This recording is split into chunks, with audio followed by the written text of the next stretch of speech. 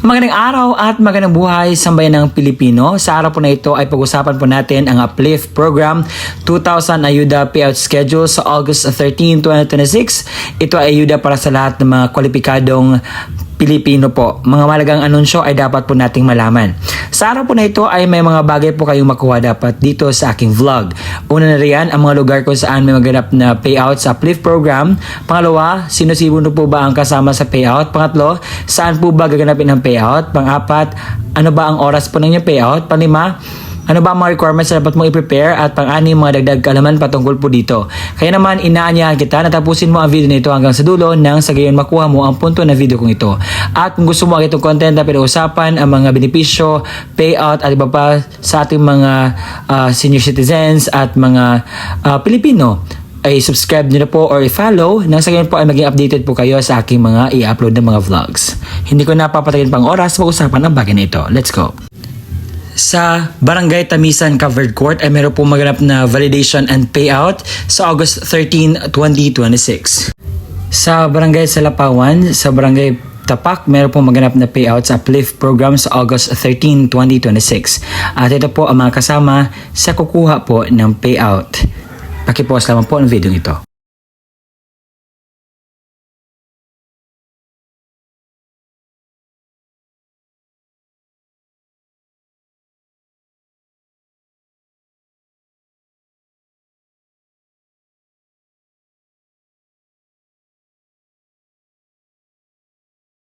Sa lugar po ng Rio Tuba ay meron po maganap na uplift payout sa August 13, 2026 sa covered court po sa Grandstand Sports Complex, Bataraza, Palawan, alauna po ng hapon.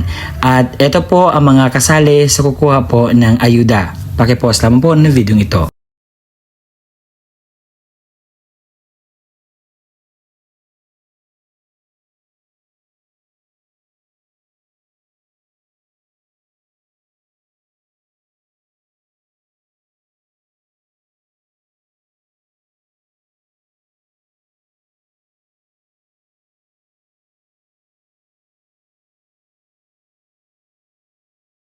Sa Magsaysay, Davao del Sur, meron pong payout sa first batch beneficiaries sa Uplift Program sa August 13, 2026, alas 8 ng umaga sa Barangay Barayo, Magsaysay, Davao del Sur. Sa Zamboanga del Sur, sa munisipalidad ng Gipos, meron pong maganap na payout sa Uplift Program sa August 13, 2026. Sa Barangay Bagitan, 141 beneficiaries, The School 67, Dalapan 117, Datagan 77, Guling 149, Lintom 54, Litan 47, Magting 35, Regla 121, Sikatuna 48, Sinklot 85, na may total of 936.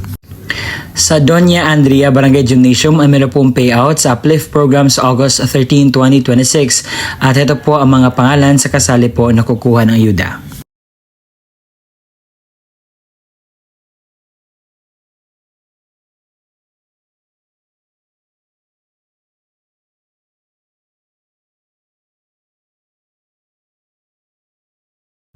Sa Zamboanga del Sur, sa Tukuran, ay meron pong maganap na payout sa Uplift Program sa August 13, 2026. Sa Municipal Gymnasium po lahat ito magaganap. Sa Barangay Alindahaw, San Carlos, Santo Niño, Tabuan, Panduma, Upper Bayao, San Antonio, Corvada, Libertad at Camanga.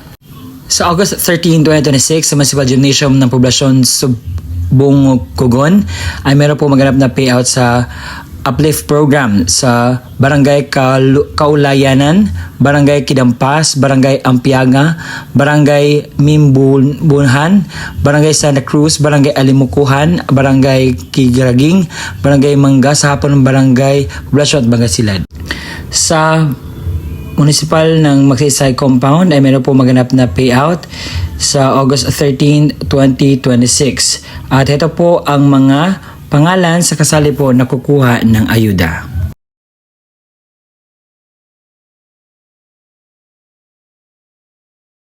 Sa Sumandat Covered Court, meron po maganap na payout sa Uplift Program sa August 13, 2026 at ito po ang mga pangalan sa kasali po na kukuha ng ayuda.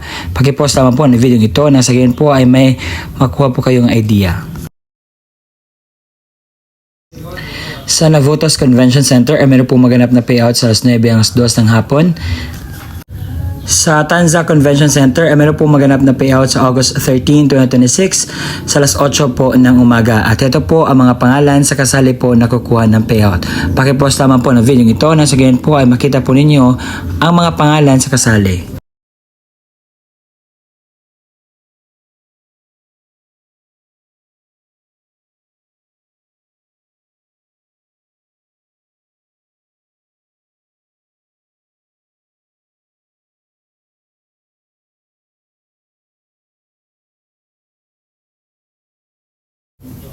Sa Barangay Tapa, kanina na-mention ko na ito, but ito po ang kumpletong listahan sa mga pangalan po na kasali po sa kukuha ng ayuda galing po sa ating gobyerno. Ang tawag po ito ay Uplift Program.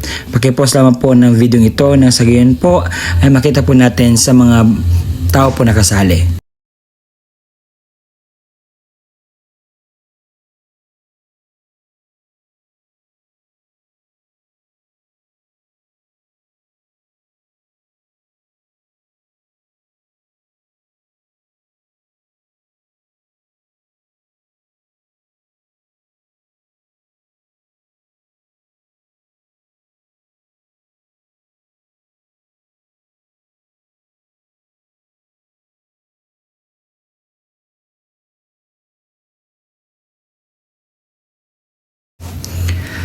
Sa Valencia City Covered Court ay meron po maganap na payout sa Uplift Program sa August 13, 2026.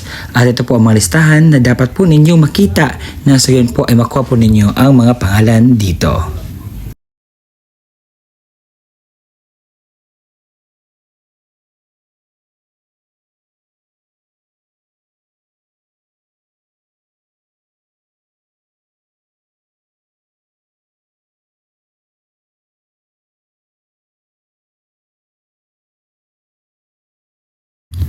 Sa Central Langkong Gymnasium ay meron pong magaganap na payout sa Uplift Program at ito po ang mga pangalan sa kasali po na kukuha ng ayuda. Pakipost lamang po na video ito na sa gayon po ay makita po ninyo ang mga pangalan.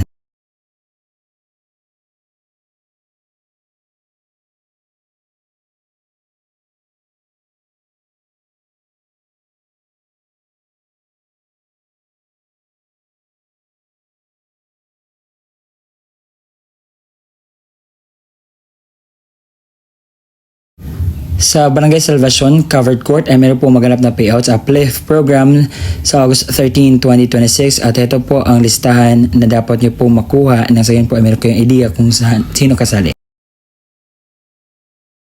Sa Tinago Gymnasium ay meron po maganap na payout sa Uplift Program sa Tinago Gym sa August 13, 2026. Ito po mga kasali.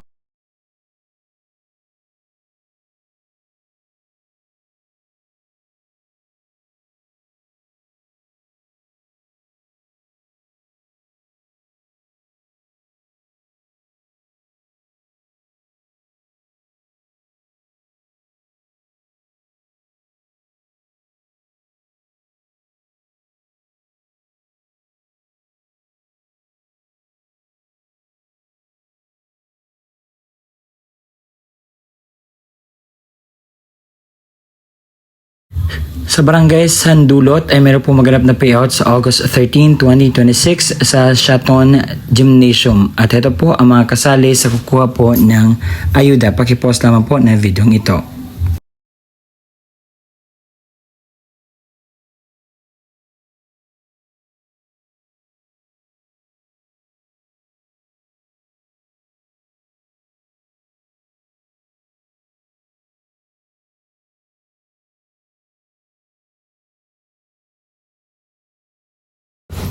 Sa Santa Rosa Multipurpose Complex Tennis Court sa August 13, 2026 alas 8:12 ng tanghali. Ito po mga pangalan sa kasali po na kukuha ng ayuda.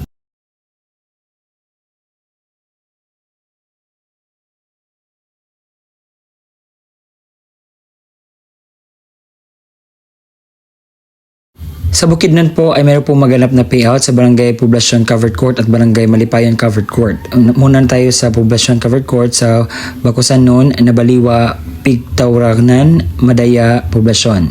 Sa Malipayan Covered Court, Malipayon, Payad, Kamanait, Bangahan, Kidabukan, Langkataon. Sa MSWDO ng Esperanza Agusan del Sur ay meron pong maganap na validation at payout sa August 13, 2026 sa Cultural Center Poblacion Esperanza Agusan del Sur at ito po ang mga kasali.